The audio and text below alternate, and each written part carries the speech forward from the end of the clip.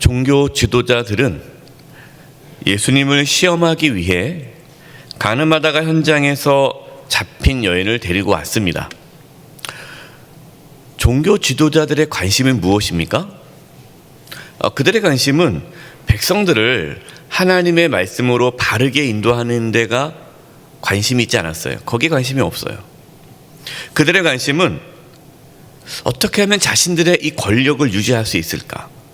자신들이 지금 누리고 있는 이 기득권을 계속해서 가지고 있을까? 여기에 관심이 있었습니다. 그래서 자신들의 어떠한 권력을 유지하는 데 있어서 그 무엇도 할 수 있었는데 심지어 사람조차도 도구처럼 사용하였습니다. 가늠하다가 현장에 잡힌 여인을 이용해서 예수님을 고발하려고 한 것이죠. 4절입니다. 예수께 말하되 선생이여 이 여자가 가늠하다가 현장에서 잡혔나이다.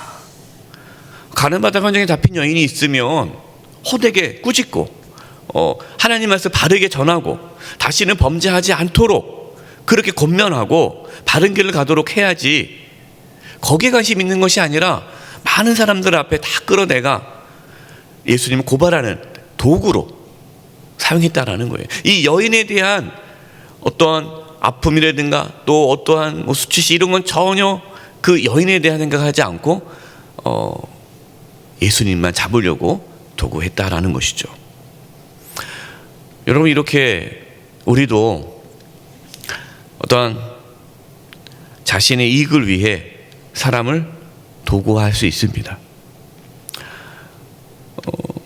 회사 CEO라면 직원들을 부품처럼 사용하면 안 되겠죠. 네, 도구화해서는 안 되죠. 여러분, 우리 사람을 절대 이렇게 도구화, 부품처럼 이용해서는 안 됩니다. 5절입니다. 모세는 율법에 이러한 여자를 돌로 치라 명하였거니와 선생은 어떻게 말하겠나이까. 종교 지도자들이 이 가늠한 여자를 어떻게 해야 할지 몰라서 예수님께 물어보는 겁니까? 아니죠. 몰라서 물어보는 건 아니에요. 예수님을 시험하기 위해서죠. 이게 6절입니다. 그들이 이렇게 말하면 고발할 조건을 얻고자 하여 예수를 시험함이로라. 예수께서 몸을 굽히사 손가락으로 땅에 쓰시니. 그들은 예수님을 고발하기 위해 어떻게 하면 예수님을 고발할까? 어떻게 하면 죽일 수 있을까? 그 고발할 조건을 찾기 위해 예수님께 물어본 겁니다. 만약에 예수님께서 돌로 치라 라고 한다면 예수님은 로마법을 어기게 되는 거예요. 당시 로마법은요, 사형은 로마 재판, 그러니까 로마 법정에서 사형 판결을 내려야 사형을 할 수가 있습니다. 때리는 건 괜찮아요. 그러니까 뭐 때려서 내보내는 건 괜찮은데 돌로 쳐 죽이면 사형 아닙니까? 그것은 스스로 유대 사회에서도 할 수가 없어요. 만약에 돌로 쳐 죽여라 그러면은 예수님을 이제 로마법에 고발하려고 그러는 거죠. 로마법을 어겼다, 반역을 일으킨다. 만약에 예수님께서 돌로 치지 말아라 이렇게 말씀하시면 또 율법을 어긴 자가 되는 거예요.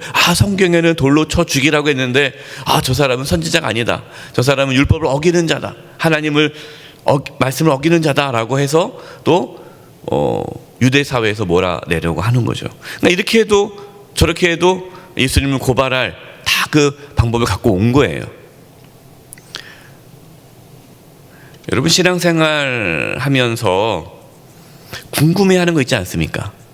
궁금해해요. 이렇게 말씀을 읽다가 또 설교를 듣다가 이 부분이 참 궁금하다, 신앙생활 하는 데 있어서. 그래서 물어보시는 분들이 있어요. 정말 궁금해서 물어보시는 분들이 있어요. 정말 좋은 겁니다. 여러분, 궁금해서 물어보는 것은 신앙에 큰 유익이 돼요. 그런데 궁금해서 물어보는 것이 아니라 목사님 이걸 아나 모르나 물어보는 분이 있고, 또 자기는 이미 다 정해졌어요. 네, 비난하기 위해, 정죄하기 위해, 판단하기 위해 물어보는 분들이 있어요. 비난하고 정죄하기 위해 물어보는 것은 여러분 그 사람을 죽이는 일이죠. 서로 죽이는 일이에요. 예수님은 종교 지도자들의 속마음을 다 아셨습니다. 다 아신 거예요. 그렇기 때문에 그들이 하나님의 뜻을 알기 위해 물어보는 것이 아니다라는 걸 알기 때문에 대답하지 않으십니다.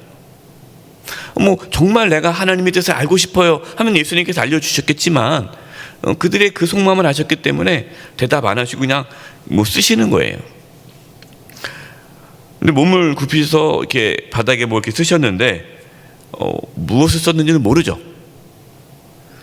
그러니까 계속해서 예수님께 대답을 요구하는 겁니다. 말씀해 보세요. 왜 말씀 안 합니까? 빨리 대답해 보세요. 계속 재촉하니까 예수님께서 몸을 일으키신 후에 전혀 생각지도 못한 말씀을 하셨습니다. 7절입니다. 우리 7절 말씀을 같이 읽겠습니다. 시작. 그들이 묻기를 맞이 아니하는지라. 일어나 이르시되 그들이 묻기를 맞이 아니하는지라. 이에 일어나 이르시되 너희 중에 죄 없는 자가 먼저 돌로 치라. 돌로 치는데 조건이 있다. 죄 없는 자가 치라. 예수님은 율법의 의미를 지금 알려주고 계시는 거예요. 여러분, 율법의 의미가 무엇입니까? 하나님께서 율법을 주신 이유가 뭡니까? 하나님께서 율법을 주신 이유, 하나님께서 우리에게 말씀을 주시는 이유, 다른 사람을 정죄하고 판단하라고 주신 것이 아니에요. 내가 죄인임을 깨달으라고 주신 거죠. 하나님께서 율법을 주신 것은 내가 죽을 수밖에 없는 죄인이구나, 이거를 깨닫도록 하나님께서 말씀을 주셨는데 이 말씀을 가지고 자기를 비추는 것이 아니라 다른 사람을 비추는 거예요. 누구 잘못한 사람 없나? 이 종교 지도자들이 어때요? 이 말씀을 가지고 자꾸만 다른 사람을 비교하는 거예요. 저 사람 저 잘못됐다. 그러면서 나는 의롭다라는 것을 나타내는 거예요. 이런 분들이 있어요. 다른 사람 비난하는 분들이 있어요. 정죄하는 분들이 있어요. 말이야, 권사가 돼가지고 말이야, 이것도 안 하고 말이야. 목사가 돼가지고 이렇게 하고 우리 정죄하는 분이지 않습니까? 판단하고 이렇게 남 흉보고. 왜 그렇게 하는지 아십니까? 그렇게 함으로써 자신이 의롭다는 걸 나타내는 거예요. 자기를 마치 그렇지 않은 것처럼, 나는 거룩한 것처럼.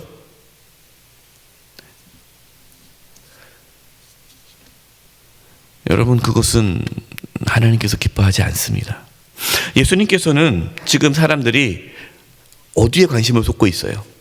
가늠하다가 현장에 붙잡힌 그 여인에게 관심을 갖고 있단 말이에요. 그 여인, 그 죄야. 저 돌로 쳐 죽여야 돼. 예수님께서는 그 시선을 자기에게 돌리게 하시는 거예요. 죄 없는 자가 돌로 치라. 나를 돌아보는 거예요. 내가 죄가 있나 없나 돌아보니까 나도 죄인인 거예요. 도저히 돌로 칠 수가 없는 거죠. 그 양심이 찔려서. 9절 보십시오. 그들이 이 말씀을 듣고 양심의 가책을 느껴 어른으로 시작하여 젊은이까지 하나씩 나가고 오직 예수와 그 가운데 섰는 여자만 남았더라.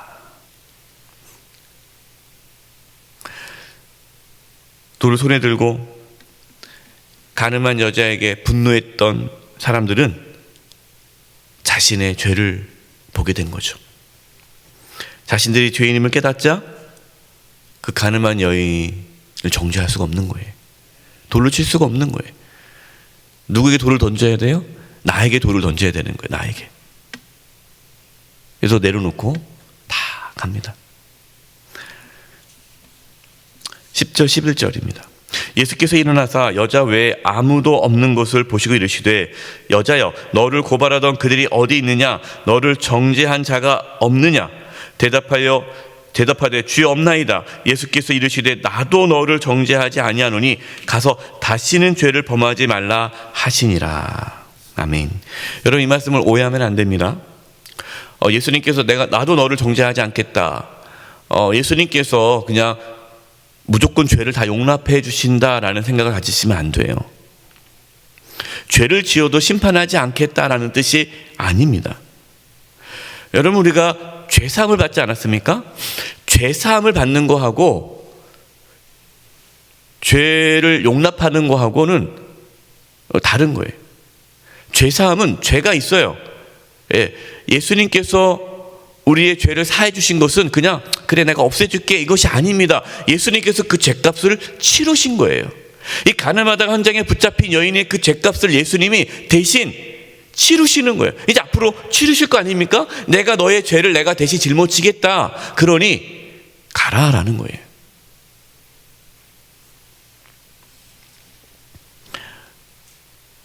다시는 가서 죄를 범하지 말라. 죄사함의 은혜를 아는 자, 죄사함의 은혜를 아는 자는요, 죄를 짓지 않으려고 죄와 피 흘리까지 싸웁니다. 죄사함의 은혜를 모르는 자, 그 십자가의 은혜를 모르는 자는 죄 짓고 또 회개하고, 죄 짓고 또 회개하고. 그러니까 이게 교회 안 다니시는 분들이 비난하는 게 뭐예요? 예수 믿는 사람들은 말이야, 뭐 죄 짓고도 하나님 나 용서해줬다, 또 죄 짓고 용서해줬다. 이거 너무한 거 아니냐? 뭐 이렇게 얘기하잖아요. 네. 여러분, 그럴 수가 없지 않습니까? 정말 우리가 그 십자가의 은혜를 경험한 자는 죄와 피 흘리까지 싸우게 돼 있어요. 근데 예수 믿었다고 난 죄 용서 받았어, 난 막 살아도 돼, 그 사람은요 십자가의 은혜를 경험하지 못한 사람이에요. 예수님께서 말씀합니다. 다시는 죄를 범하지 말라. 내가 네 죄를 내가 대신 짊어진다. 예수님께서 이 땅에 오신 이유가 그거 아닙니까? 그래서 예수님께서 그 다음에 이어서 하신 말씀이에요. 12절 보십시오. 예수께서 또 말씀하여 이르시되 나는 세상의 빛이니 나를 따르는 자는 어두움에 다니지 아니하고 생명의 빛을 얻으리라. 예수님이 내가 세상의 빛이다. 지금 어둠 가운데 있다라는 거예요. 죄악 가운데 있다라는 거예요. 예수님의 오심으로 제가 이제 물러가게 되는 거죠. 예수님을 믿으면 어둠 가운데 다니지 않고 생명의 빛을 얻게 된다. 그래서 여러분, 예수님을 믿으면 그래서 그 사람이 선한 삶을 살게 되는 거예요. 우리가 뭐 선한 삶을 살아야 구원받는 것이 아니라 예수님 믿으면 거룩한 삶을 살아가게 되는 거예요. 이 성숙함이, 이 거룩함이, 성화의 삶이 시작되는 겁니다. 16절. 만일 내가 판단하여도 내 판단이 참되니 이는 내가 혼자 있는 것이 아니요 나를 보내신 이가 나와 함께 계심이라.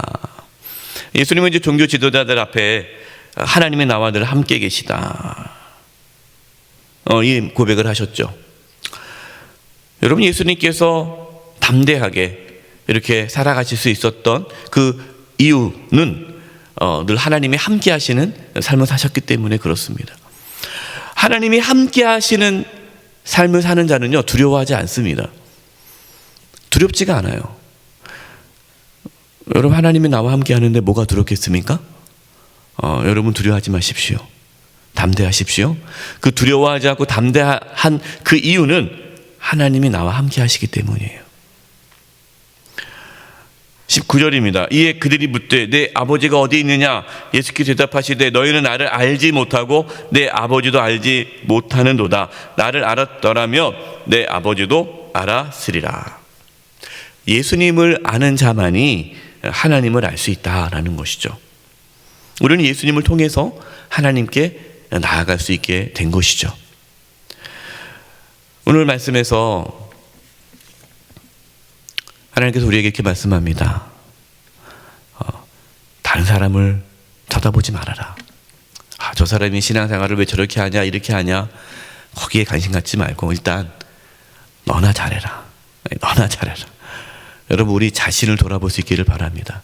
정말 우리가 주님과의 관계가 온전하게 세워져 있는지, 우리가 예수, 우리 생명의 빛인 예수님을 우리가 중심에 모시고 우리가 정말 생명의 빛을 얻어서 이 땅에서 어둠에 다니지 않고 빛의 자녀로 살아가고 있는지, 늘 하나님과 동행하는 삶을 살고 있는지, 우리가 오늘 말씀을 비추어 우리 자신을 돌아보고 오늘도 주님과 동행하는 가운데 담대하게 살아갈 수 있는 은혜가 있기를 간절히 축원드립니다.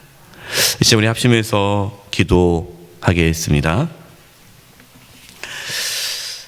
우리 자신을 돌아볼 수 있기를 바랍니다. 하나님, 우리 자신을 돌아보기를 원합니다. 다른 사람을 판단하고 정죄하지 않게 해주시고 내 자신을 늘 하나님 앞에 돌아보게 해주시고 예수 그리스도 생명의 빛으로 오신 예수님을 마음의 중심으로 모시고 우리가 어둠에 다니지 않고 세상의 빛으로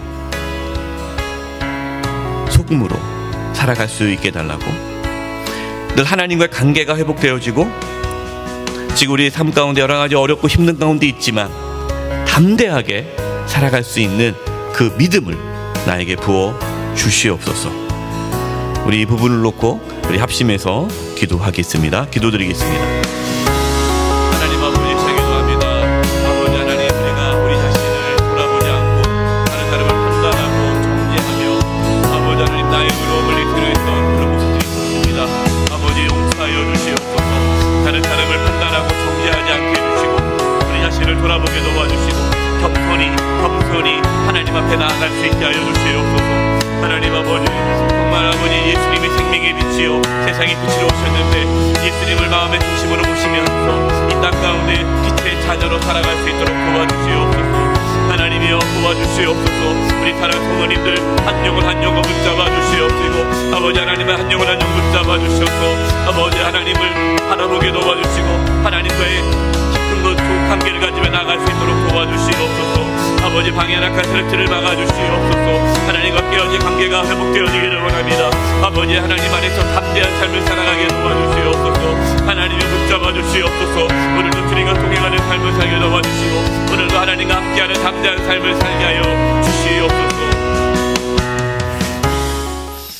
하나님 아버지, 저희가 다른 사람을 정죄하고 판단하지 않고 늘 우리 자신을 하나님 말씀 앞에 비추며 살게 해 주시옵소서.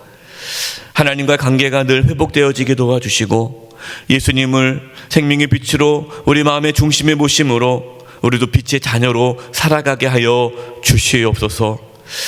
참 세상이 힘들고 어렵고 살아간다는 게 너무나 고통스럽지만 하나님이 나와 함께 하심으로 담대히 살아갈 수 있게 하여 주시옵소서. 두려워하지 말라. 내가 너와 함께함이라.